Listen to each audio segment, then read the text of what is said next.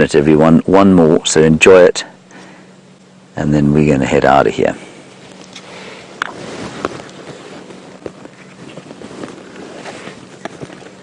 I'll just take a quick picular. Oh, it's going to be a good picular, Brian. An epic. An epicular. An epicular, yeah, exactly. Except I moved the camera. There we go.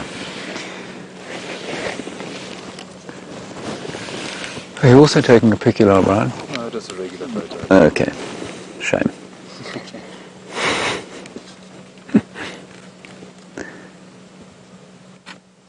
Yeah, it's a pity we don't get this every day, of course, but you know, that's just how it goes.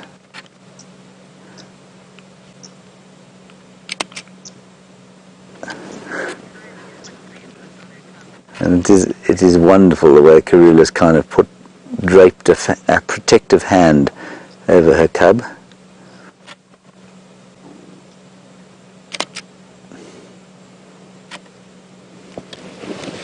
Beautiful. Oh, Brian, everything is right with the world.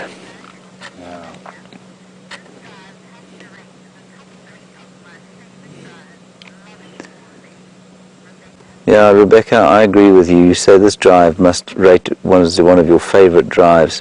All the babies, you're loving them all. Yeah, I'm not surprised. I'm loving it too, and I just think we've been so lucky. And you know, you talk about guiding skills, and we talk about the fact that, you know, it's a huge discussion amongst people. You know, you want to go to the place with the best guide and that sort of thing.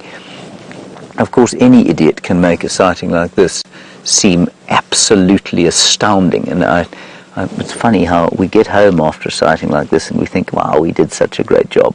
When in actual fact, the creatures doing the great job at the moment are these magnificent cats in whose presence we are so privileged to spend this amount of time.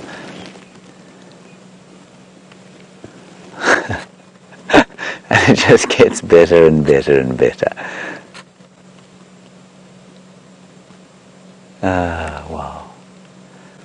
Okay, everyone, I'm afraid that's it.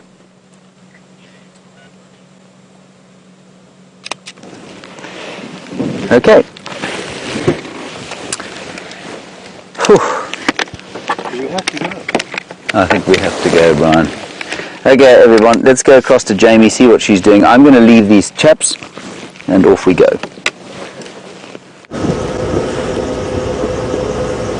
Now, we'll have to hope that throughout tonight, Karula manages to get that impala kill up into a tree and away from any marauding hyenas or lions.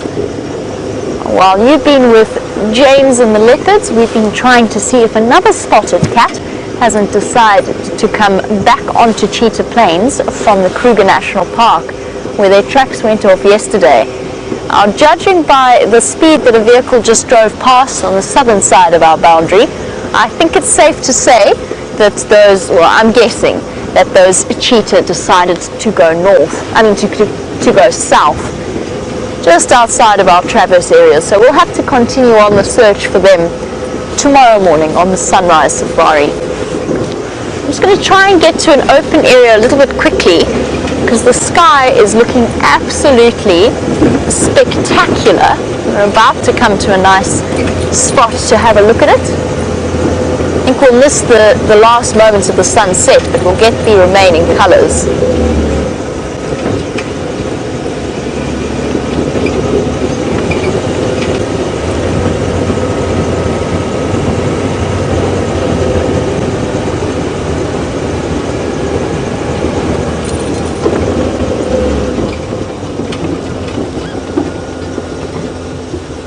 There we go. The last few moments of the sun before it disappears.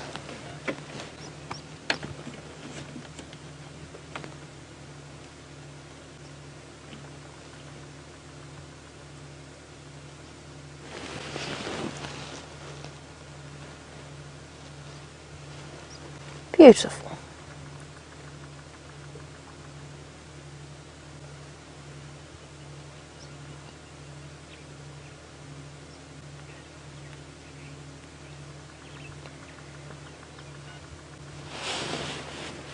coming to the end of what has been the most phenomenal afternoon, I think, for all of us. The first sighting of the Styx cub, and of course all of that time spent with Karula. I'm going to go forward a bit because I think we found another one of our characters. Oh, no, I'm not.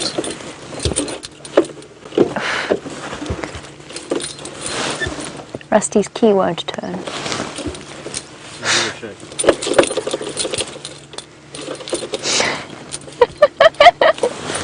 We're on the Kruger National Park boundary. I mean, not on the boundary, we're on the road, we're allowed to be on the boundary, but we are basically as far west, okay, let's try that, as we can get.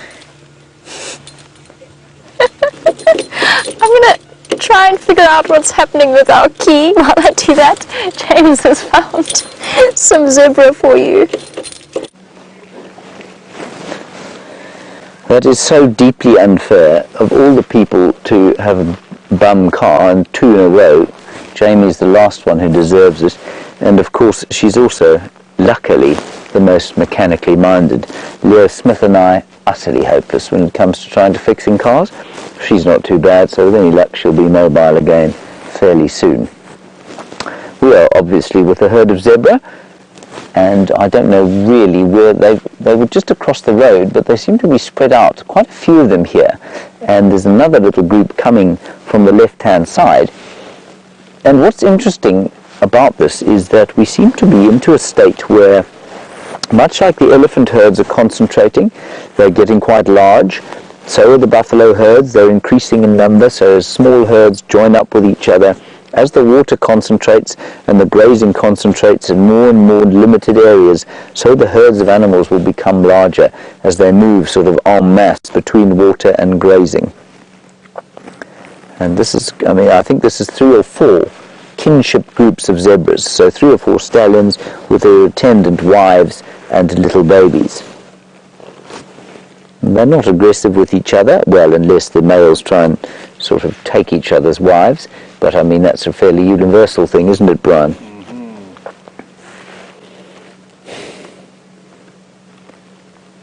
And there really doesn't look like a great deal of nutritious and delicious grasses to be eating here. We're probably only about 400 meters or a quarter of a mile from where Karula is. We're obviously not going to go back in that direction, but these zebra will start to smell carcass on the air fairly soon, I'd imagine, so they'll probably avoid that area. Now, zebra, being much like impala, are water dependent, and I think I know where they've come from. There's a dam to the south of the reserve inside Hoffman's, and that's the reserve to the south of us, and I think they've had their evening drink, all of them, and they're now coming up, and they'll disperse slightly as the night comes, and they'll graze, and then they'll try and get out into a clearing to avoid the attentions of too many lions.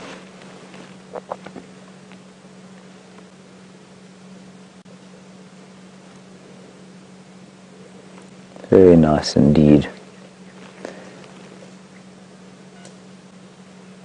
It's going to be difficult to top that sighting this afternoon, don't you think, Brian? Yeah, very much so. The zebra haven't quite done it. They're not bad. No, definitely not. Not bad, but they're not quite the leopards in the tree. Right, let's move on. I want to go just across to the western edge. We did go into Arathusa, as you know. We didn't find anything there. There were no reports of anything there. So we're going to go to the western end of Djuma and just check. Tingana wasn't too far from the south from the southern border. And he was eating a warthog, greedy guts that he is, and with Shadow and with the cub. Now, Brent heard that yesterday. I'm not sure if he told you, but we certainly spoke about it on Facebook Live yesterday during the fireside chat. And amazing. So Shadow is with her cub and with the father, probably of her cub, sharing a kill.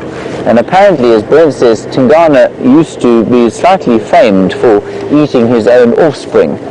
And hopefully, them days is over. And maybe he'll pop across here at some stage. Some zebra tracks, obviously. They've just come out of there where I think there's a water hole. and then in the night time they definitely stop moving. They'll go into clearings, and we often find a herd of zebra, wildebeest and zebra sort of lying down in the clearings, one or two standing guard over the place and just checking that everything's okay. So they do stop moving, but they will, of course, as we go into the middle of winter and it gets drier and drier, they will be moving to the water, down to the water and back up again towards grazing land. So I guess maybe towards the middle of winter we might see them moving more than we would normally, simply because they have to have water. The drier the food gets, of course, the more the water they have to have. It rained here, didn't it, Brian? It smells fantastic. It smells wonderful.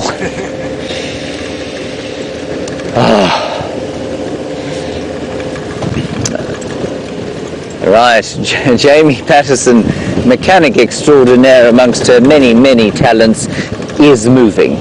Let's go and find out what happened to Rusty.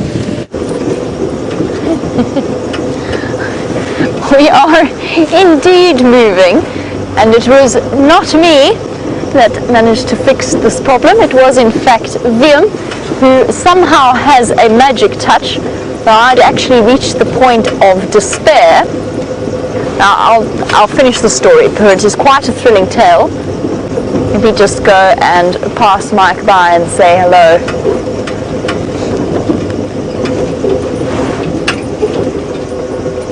How's it? How are you? Good, thanks. Hi, guys. Nothing to report from our side. We're going to start heading for home before this car stops working again.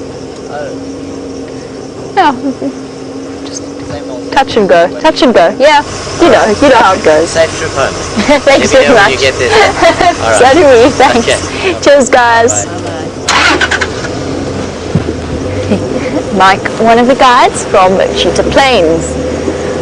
So let me tell you. So I tried to turn the key, and Willem gave me some advice, which included kicking the car with my knee. That didn't work. Nor did anything else I tried, but I got, just in the vague hope that something magical would happen, I got Willem to sit in and try it.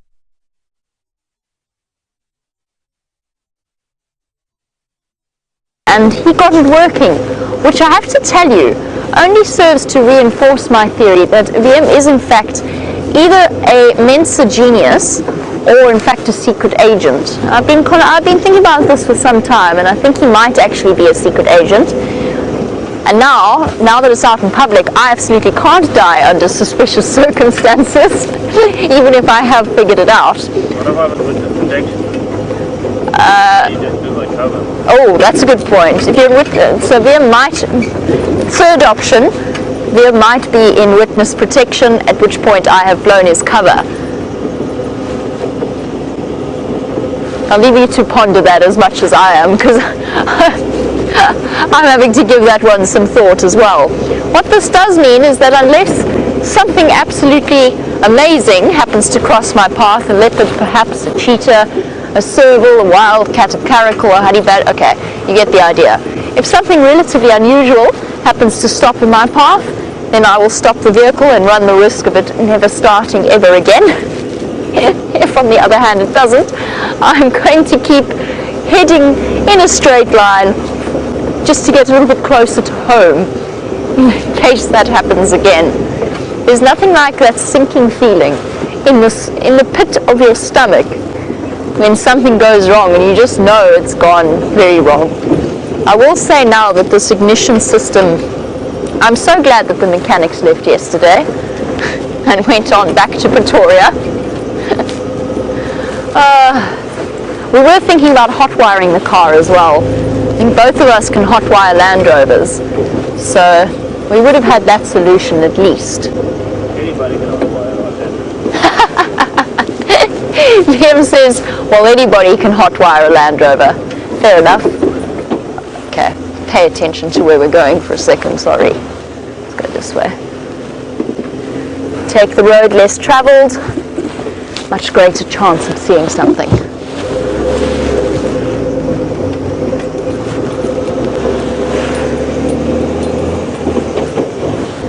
Valeria says that each and every one of our drives brings something different and new, but that today, with all of its cub sightings, has been extra special.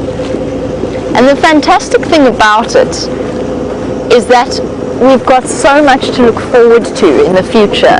We might never know exactly when it's going to come and when Karula is going to wander onto our property, or when the Nkuhuma lioness is going to show that brand new set of cubs.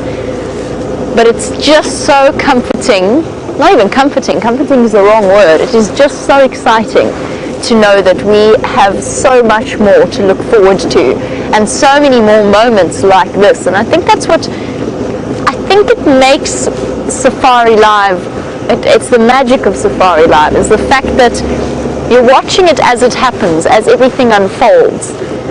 You're getting to see leopard cubs climb up marula trees, and you know that it's happening right there, right here, in the middle of South Africa. It's an absolute pleasure.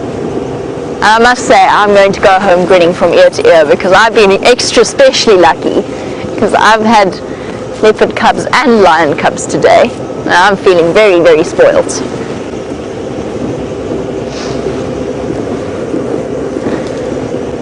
And since my car has started, and we are going to continue on without stopping unless something extraordinary crosses our path, let's go back to James for an update his side.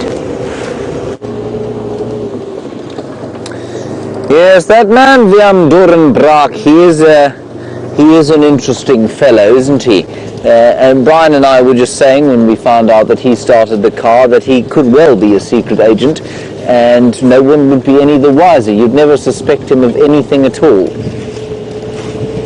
So maybe he is. I mean, he might actually be a secret agent. I wonder from where? Where do you think, Brian? Kazakhstan. From Kazakhstan. Yeah. A Kazakhstani secret agent. Yeah. I think that's very likely, actually.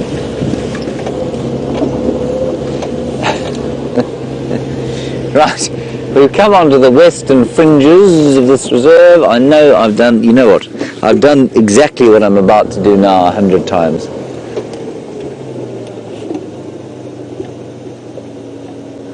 There's a termite mound through there.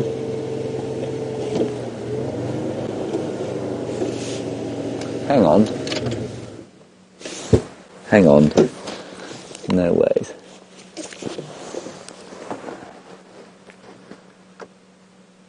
It's a bush. Yes, you see that yellow bit in the middle there? What do you think I thought, Brian? Lion. No. Giraffe. Yes, lying down giraffe. Exactly, well done. No, I didn't really think that at all. I thought that was a leopard. I know that I've looked at that bush probably 30 times going past here. I've probably stopped every time, taken the binoculars out and had a look. Anyway, we've been so blessed with cats lately, none of which I've had to track. They've just kind of appeared in front of us. Herbert, of course, had to track Karula this morning. But now my kind of confidence is up. I'm seeing leopards around every corner, even though they aren't there. Brian, do you think this is beyond my muscle power? Never. Yeah, good question.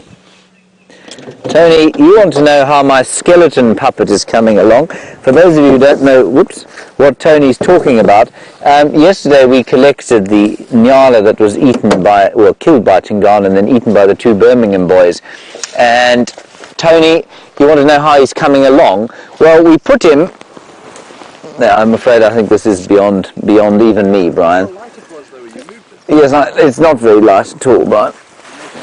Yeah. I can't move it.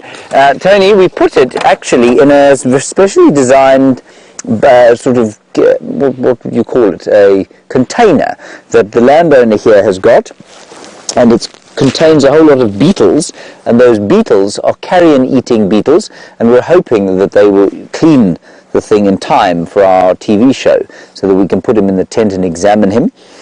But I suspect quite strongly that the beetles will do a small job and I will have to do the rest with a toothbrush, a mask over my face and a little bit of bleach. But we'll give the beetles a couple of days, we'll see how they do, and then we'll have a look at him. That was inspirational from Brian yesterday to suggest the puppet. He's a bit like that Jeff Dunham's terrorist puppet, isn't he? He did actually look quite a lot like that. I'm not a very good ventriloquist though.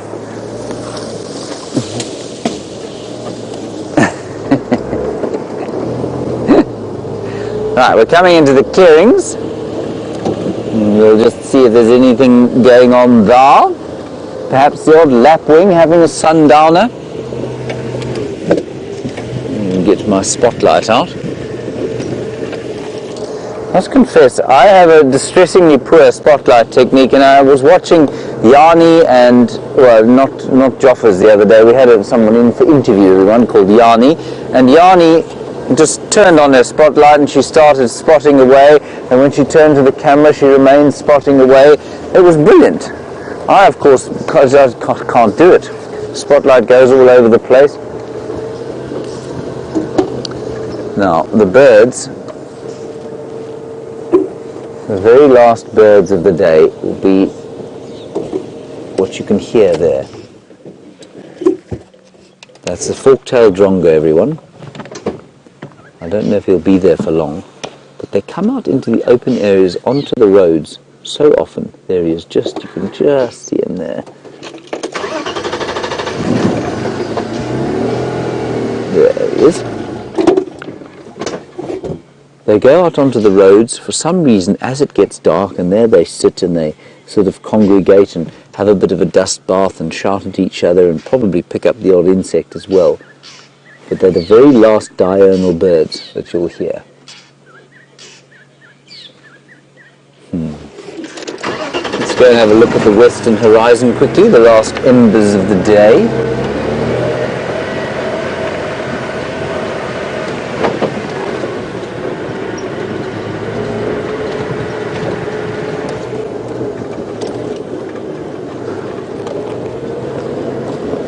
Sure really what I'm hoping to find around here, except maybe evidence of the Nkuhuma pride. I'm not sure where they are at the moment. I haven't heard anything about them of late, or since yesterday when we had them. So maybe we'll find them on the clearings here. This is where the male lion was yesterday afternoon. He's definitely not here now, and I think they've got 2 male lions on Torchwood at the moment. So that's where 2 of the Birminghams will be. I'm not sure where the other 2 are, but maybe they'll be around here. So we'll just check the western boundary. So we're now on the western boundary basically of Djuma. There's a little bit of space towards the west. That's the Triple M break we call it, and that separates us from Arathusa. But it's a bumpy road, so we'll drive up this and pretend it's the far west. Looking at some tracks, I thought they were lion, but I think they're large hyena.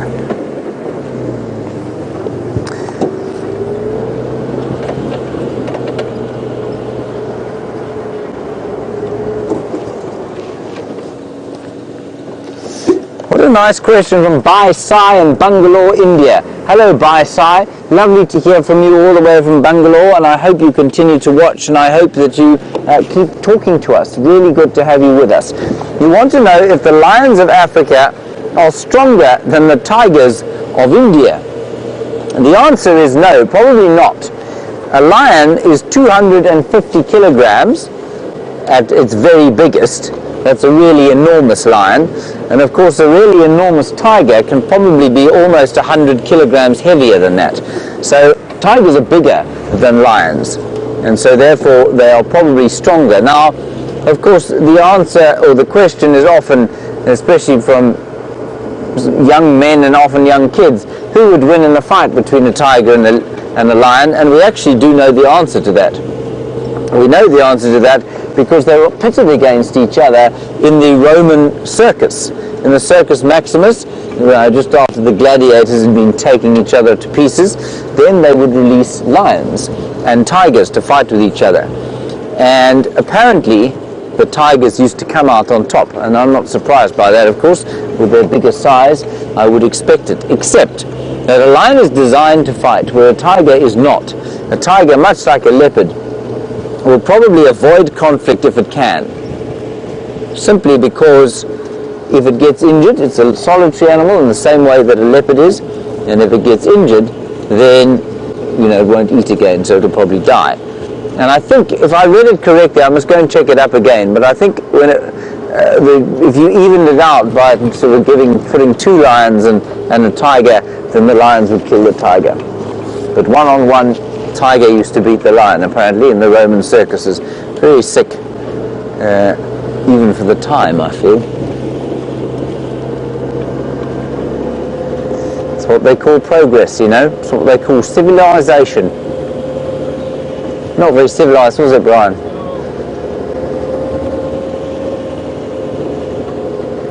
So we'll just keep easing our way up the western fringes here.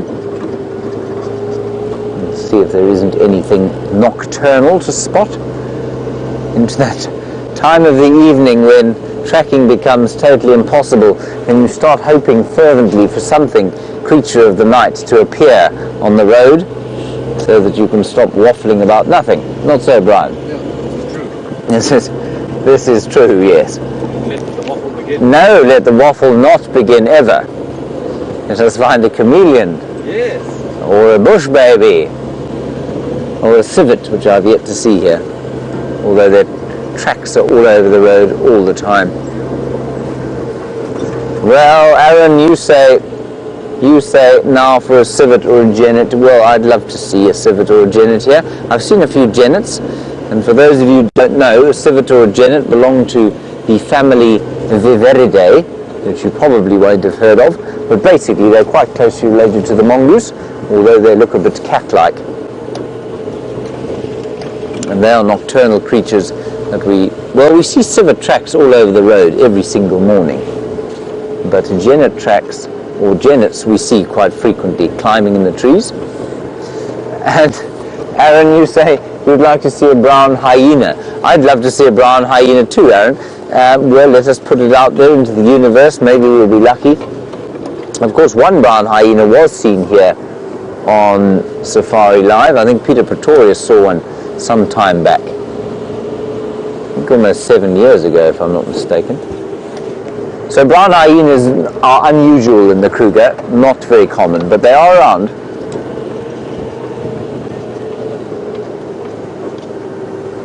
And Reese, we were talking about lions and tigers, and you want to know if I've ever seen a liger and what do I think of them. Well, I don't know any personally, Reese. I've never seen one. And of course they don't occur naturally in the wild. They are the products of zoos and circuses breeding them. The interesting thing I will tell you about them is that apparently they are imminently trainable.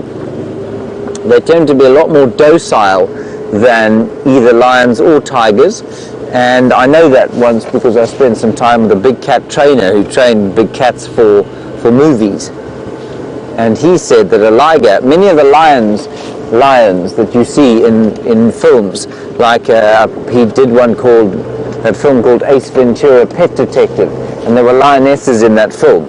Those were not lionesses, apparently they were ligers, just kind of dolled up a bit and their sort of faint stripes hidden. But a liger is much like a mule in that it's pretty much always infertile. And what's interesting is that I had this discussion a little while back, something along the same lines. And I said, of course, because mules are totally infertile, and quick as a flash, a viewer sent through an article of a very, very rare occurrence where a mule, I think, mated with a horse or a donkey and produced another little mule. And it's apparently almost unheard of. So I imagine it's probably the same with a liger. I'm not sure that it's a great idea, Reese. Is there any conservation value in breeding the two species together? Almost certainly not. Are we just breeding animals exotically for captivity? Yes, almost certainly. Are they comfortable in captivity? Well, that's the big debate. You know that a lion, unless it has to move, will normally not move. It will just sit and eat its buffalo and sleep. And so if the buffalo happened to keep dying at its feet all the time, would it want to move? I don't know. But I can't see any reason to be breeding two different species together that wouldn't do it naturally in the wild. So that's what I reckon on that score. Apparently you can also, or leopards and lions can mate together as well to produce a, what do they call it? I've forgotten what it's called, but apparently that will also produce an offspring sometimes, because they're all from the same genus. Now it's very much, to me, Reese, in the same kind of vein as breeding white tigers, for example. So no, I read today that no, there has never been, what are those? What on earth are those? Jackals with a baby. You're absolutely right. There, right in front of us and running towards us. Black-backed jackals. No, side-striped jackals. Fantastic. I just saw the eyes flying. Well, not flying. Tails up. Something is up there, obviously a little bit upset about something. Let me move forward. There's another one through here. That's brilliant, everybody. Jamie found them here the other day. There we go. They're in there.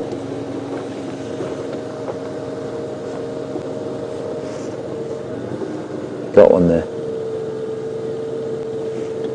Oh, brilliant, Brian. I can't even see it. Where is it? There. Got him. There we go. Coming straight towards us. Oh, that's fantastic. This is amazing, everyone. He's going right behind us. I don't want to start the car and freak him out.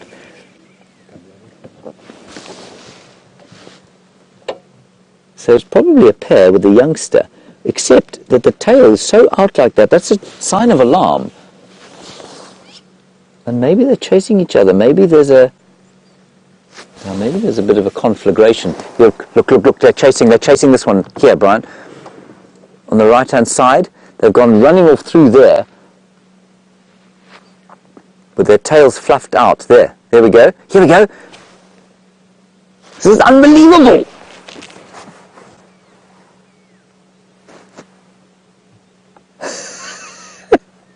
I think this is quite a serious fight, obviously.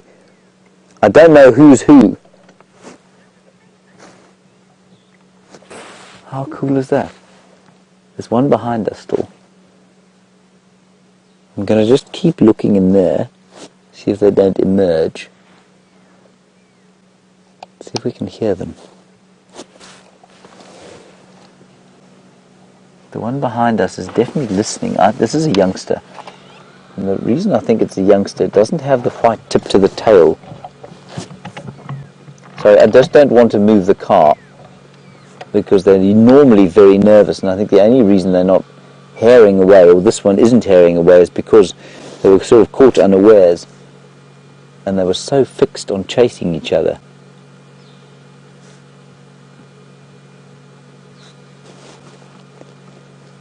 So a jackal, everybody, but like a fox, I suppose. One of the 3 canid species that we get here, wild dogs and black-backed jackals being the others. Oh, how very, very special.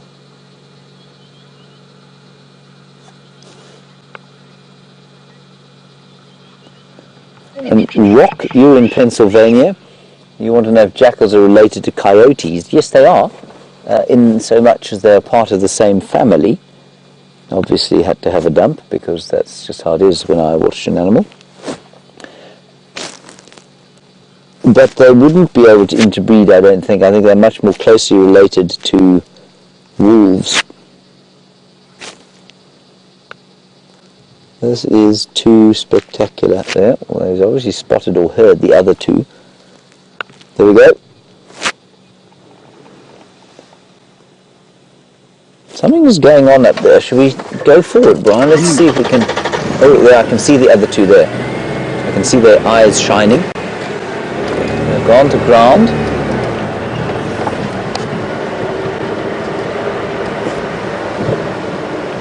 People, this is a really, really uncommon sighting. We just don't see this here.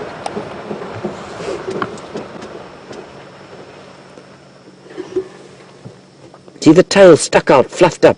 Unless they're about to mate. This is fascinating. I've spent so little time around them that I don't know what this behavior is. That's definitely marking.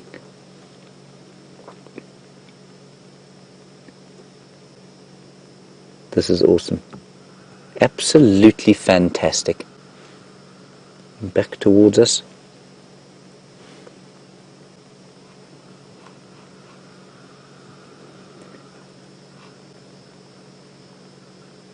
See how these two have got, I think, a slightly whiter tip to the tail.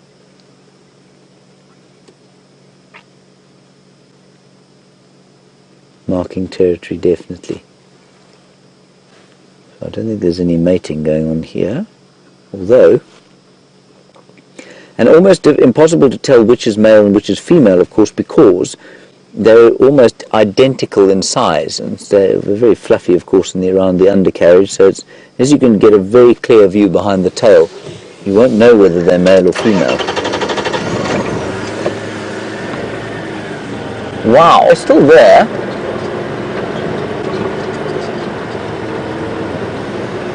And keep my distance, that you can just see them trotting along the road there. Not sure where the other one went, but I think we'll let this, we'll enjoy the sighting for as long as we can. It's so unusual.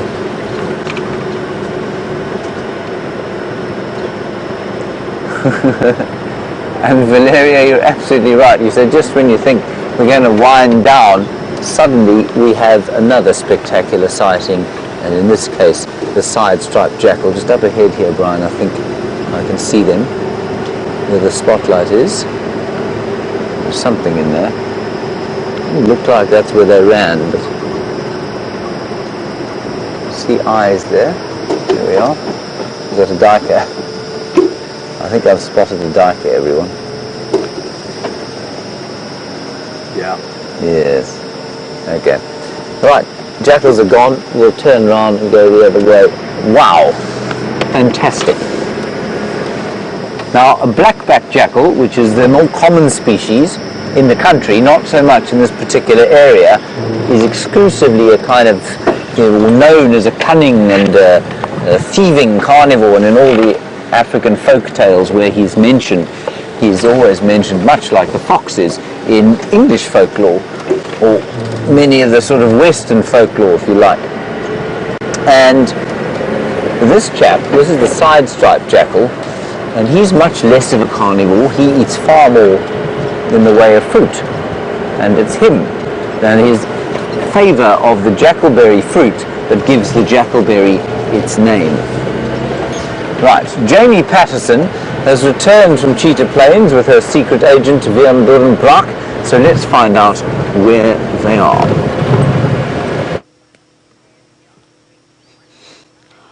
We couldn't possibly tell you where we are. Liam, as a secret agent, likes to keep his location very much secret. I can tell you, however, that we have an extraordinary view.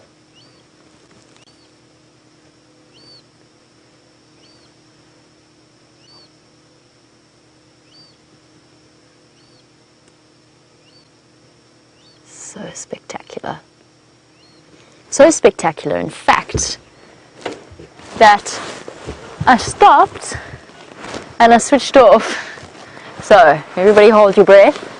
Now that we've had a beautiful view of the, I can't remember if the moon is waxing or waning. That's what I'm trying to say. Not moon is maxing or waning. The moon is waxing or waning. But it's a beautiful sliver in the evening light, and the key is turning. Lo and behold, whatever VM did was not a once-off fix, although I still think we need to quite possibly think about replacing the ignition, but it has worked. Well done, VM. Break we least expected. VM says it's going to break when we least expect it. I'm okay with that. I'm back. I'm a lot closer to home than I was earlier. It would have turned into a very, very long night. And it would, of course, been my second time in less than a week to be towed home. I wasn't terribly keen to repeat that whole process because Brent would have had to come on his off afternoon again to come and tow me home. I'm most relieved.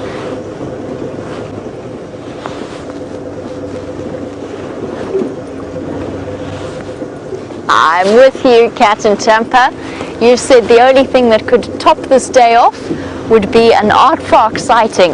I completely agree with you. It is, of course, very high on my list of things that I would very much like to see, given my aardvark. I don't know what it is.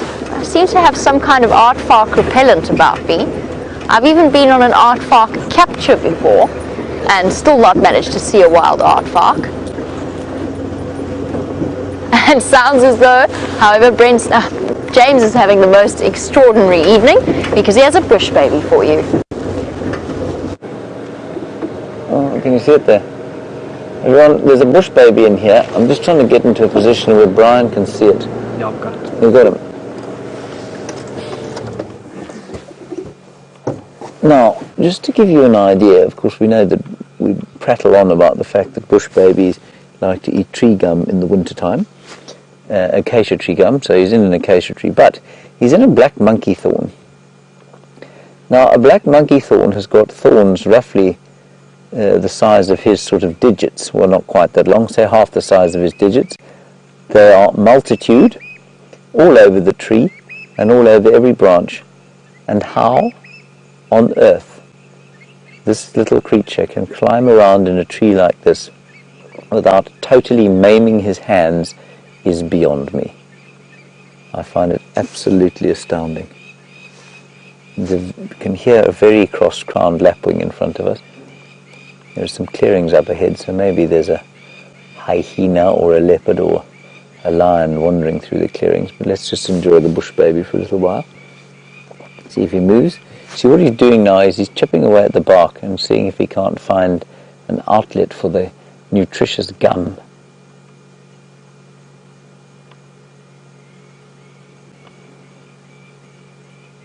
Tiny little fellow. He's only, he's only about 8 inches long. 8 to 10 inches long. Oh, a bit of a clean. Fastidious clean as they are.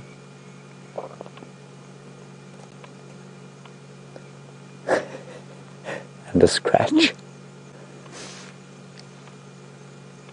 Is it you, Brian? Mm. It's the dry weather. It's dry skin, yeah.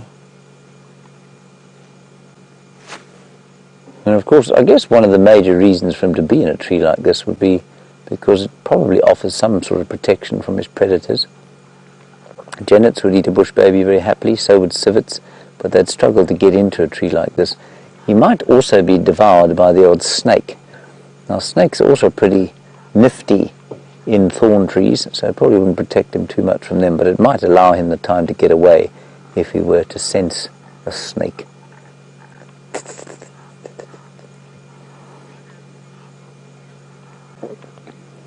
And Donna, you want to know if there are any snakes out here? Yes, there are, but of course we're now going into the chillier part of the year. Snakies don't like chilly weather, and so most of them will be estivating.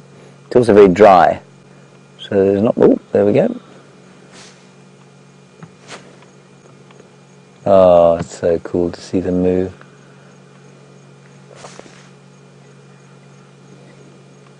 Listening, look at his ears like little satellite dishes flicking from side to side, trying to hear insects' slight movements.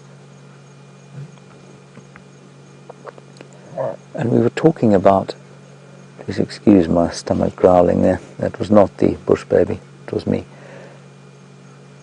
We were talking about having an effect on animals, and of course this animal is used to hunting in complete silence.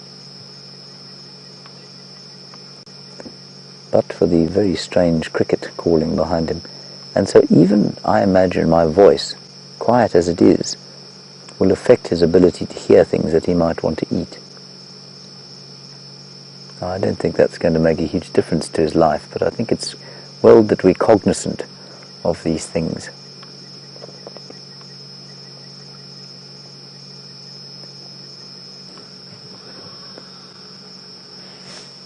Straight into a thorny black monkey thorn. Unbelievable.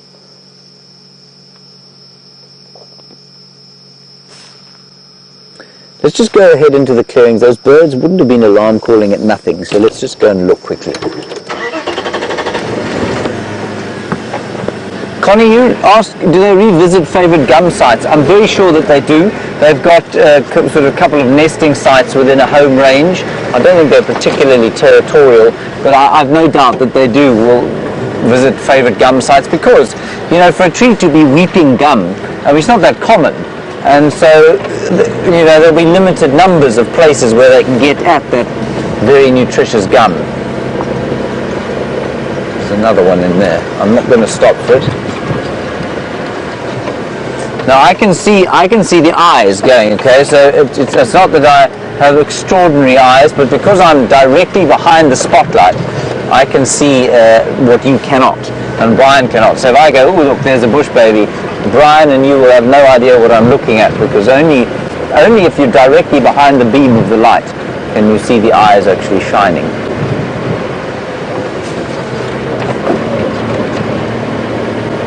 Right, so here are the clearings. Just see if we don't spot anything in here. Laura, you want to know what a bush baby sounds like? The lesser bush baby, which is that one, hardly sounds like anything. And I feel slightly, Laura, like you're setting me up. I don't know if you've heard me try and make the thick-tailed bush baby's noise before. They will make sort of, the lesser bush baby, which that was, will make sort of gentle squeaking noises and probably squeal if you catch it, which obviously we wouldn't try and do. But a thick-tailed bush baby makes a horrendous screaming sound. It sounds like somebody's being sort of attacked viciously when it is just a territorial call. Now I'm not going to make the call because it's very loud.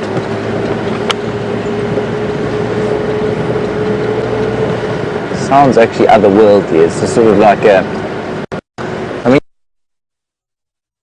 the sort of deep-throated dinosaur call, Daika. And it's like that, but many octaves higher.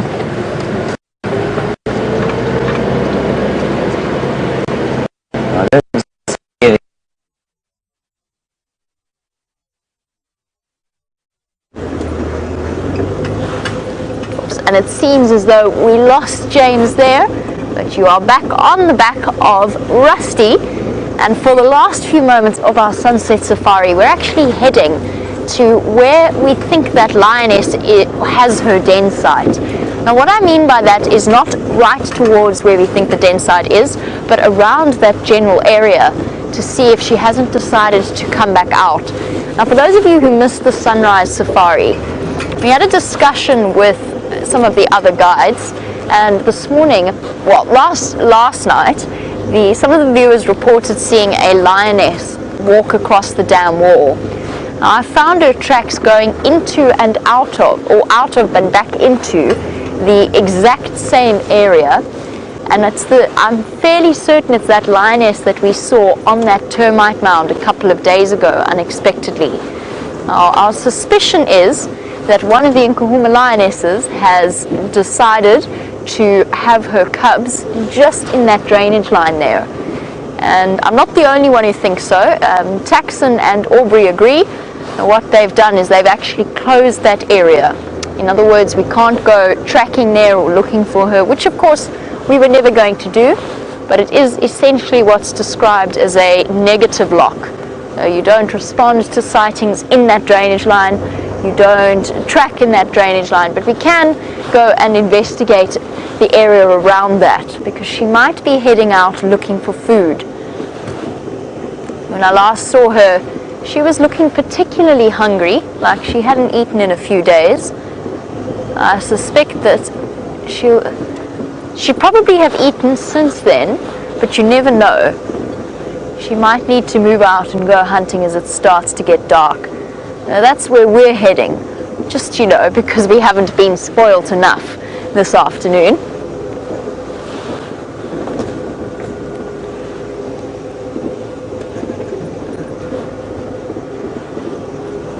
let us go and investigate.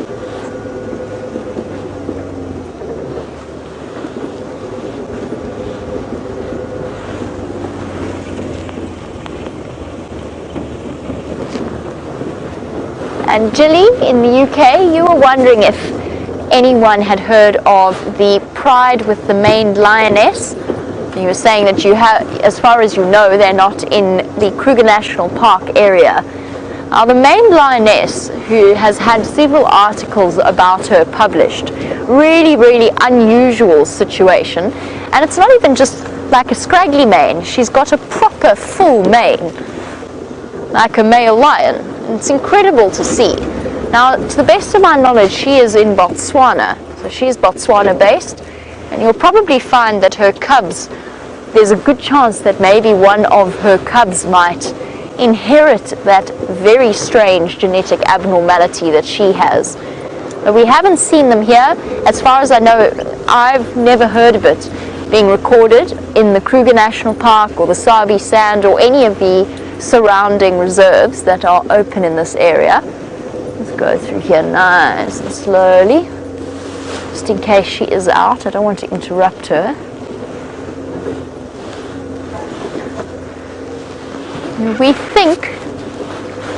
We think that this lioness is just, or at least her den site, is in the spike thorn thicket in this drainage line. So in here, somewhere that way, very dense in there.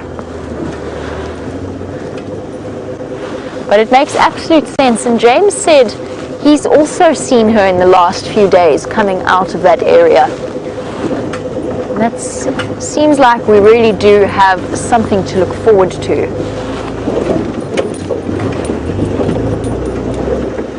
And I'm very much appreciated Chris Rogue, who has said that she's going to be keeping an eye on the Djuma Dam camera, so on the water hole that is not far from here at all. And I really do appreciate that. We can, especially when we're all fast asleep after long days, having you guys keep an eye on the Djuma Dam camera for us is exceptionally helpful. Just checking a little bit further up this road just to see if she is around, but it doesn't look that way. She's probably already headed off to find some food, or else she's lying up in there with her cubs. Doesn't look as though she's come out. I haven't seen any tracks coming out just yet. But the way that those Nkuhumas move, and because, in fact, it is the only water source in her vicinity, I think that there's a very good chance that you will be seeing that lioness regularly. And then we just have to wait. We have to wait until there comes a time that we can actually view those cubs.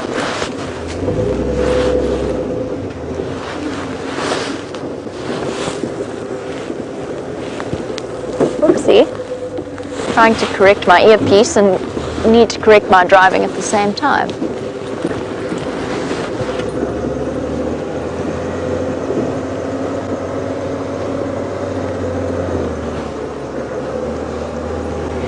And a very warm welcome to Catherine, who is one of our newer viewers, and says that our live drives have taken her by surprise.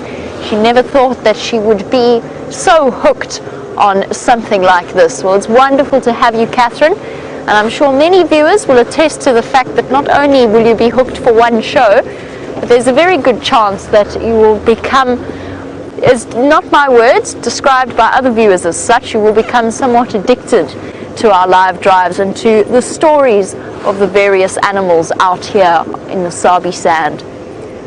And on that note, we draw to the end of what has been the most incredible day. I must say a big thank you to Liam for all of his camera work, for all of his mechanical genius, and for doing such a fantastic job at keeping his secret agent identity a secret. Most importantly, thank you to all of you out there, as well as to our very special ladies in Final Control, to Kirsty and Chelsea and Jerry, and we will catch you tomorrow morning for the sunrise safari. Have a fantastic day, and bye-bye. There. It's in the middle of the light.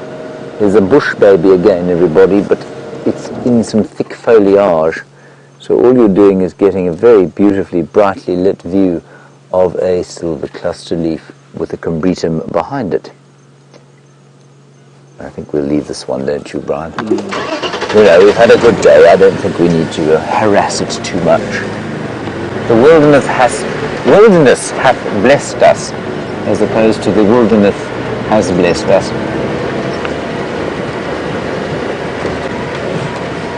Oh, Debbie, a nice question. I can answer this for you. You say, what's the eeriest call I've ever heard? The eeriest call, well, there are two.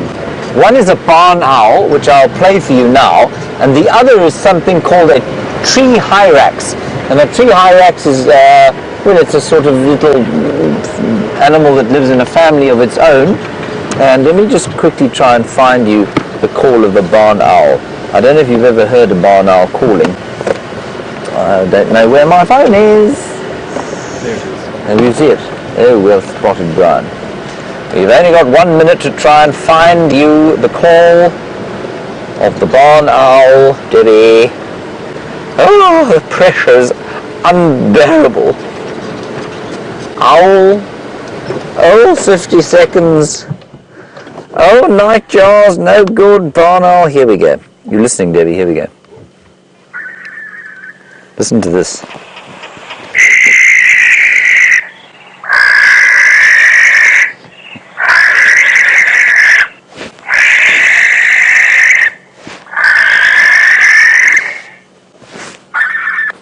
That's enough of that.